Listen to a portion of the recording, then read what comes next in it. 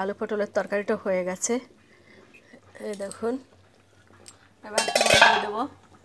দেখুন তরকারিটা কত সুন্দর। এই দেখুন আলু গলে গেছে, পটলও গলে গেছে। দেখুন সব আলু গলে গেছে, পটলও গলে গেছে। এবার ফোড়ন দিয়ে দেবো।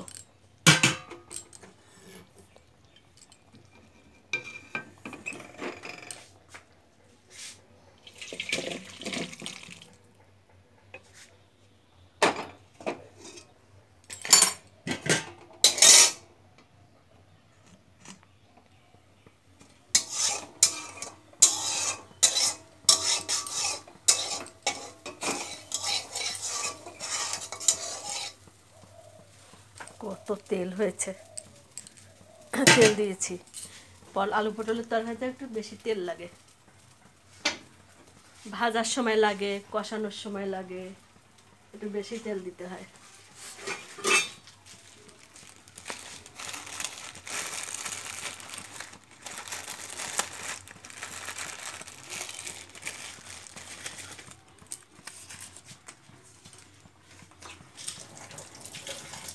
আর একটা তরকারি করব, কাঁচকলা দিয়ে বল মাছ দিয়ে তরকারি করব, আর কলার খোসা ভাজা করব।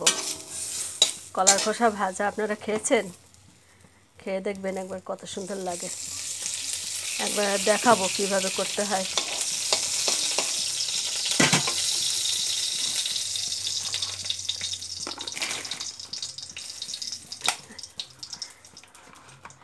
আর এই যে গরম মশলাটা আমি বেটে রেখেছিলাম, এখন আর বাটা লাগবে না, যতটা আছে হয়ে যাবে। ফ্রিজে রেখে দিতে হয়, রেখে দিয়েছিলাম বেটে, কিছু হয় না, খুব সুন্দর থাকে, নষ্ট হয় না।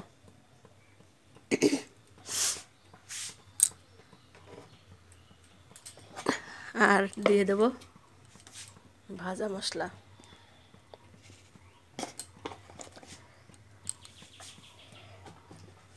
আর ফোড়নে দিয়ে দেবো এখন জিরে।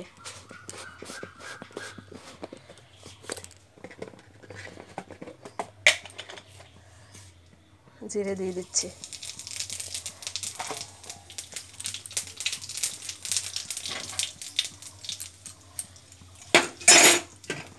জিরেটা তুলে নেব।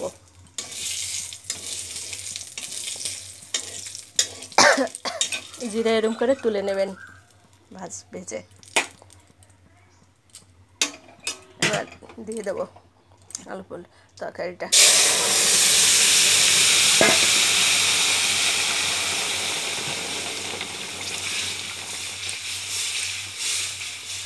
কত সুন্দর সেন্ট, গন্ধ বেরিয়েছে, অন্যরকম একটা টেস্ট।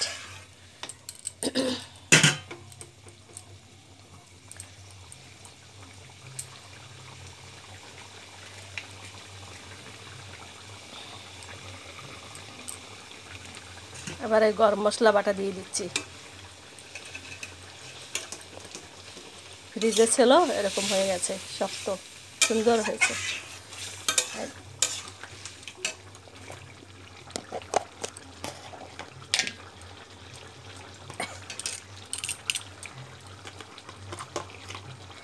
আর এই ভাজা মশলা দিয়ে দিচ্ছি একটু। ভাজা মশলায় কী কী আছে? জিরে, শুকনো লঙ্কা আর গরম মশলা। এটার টেস্ট আবার অন্যরকম, কয় রকমের টেস্ট, মানে যে রকমের মশলা দিলাম সবই সুন্দর টেস্ট হবে। দেখুন তরকারিটা হয়ে গেছে, আমি নামিয়ে নেব। বন্ধ করে দিলাম গ্যাসটা।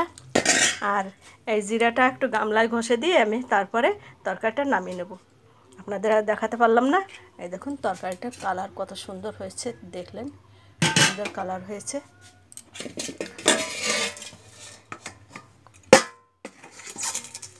এবার ঘষে নেবেন।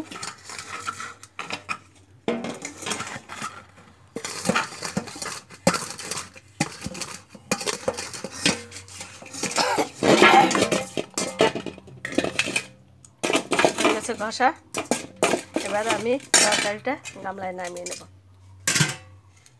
দেখুন তরকারিটা কালার দেখুন কত সুন্দর হয়েছে। এরকম করে আপনারা করে খাবেন। আলু পটল কিন্তু তেলে আগে ভাজতে হবে, মশলা ছাড়া আগে তেলে ভেজে নামিয়ে রাখবেন, তারপরে মশলাটা কষাবেন। আর আমি যে মশলাগুলো দিলাম এগুলো দেবেন। রাখছি বন্ধুরা, আমার ভিডিওটা দেখার জন্যে ধন্যবাদ। সবাই ভালো থাকুন, সুস্থ থাকুন। Thank you, tata.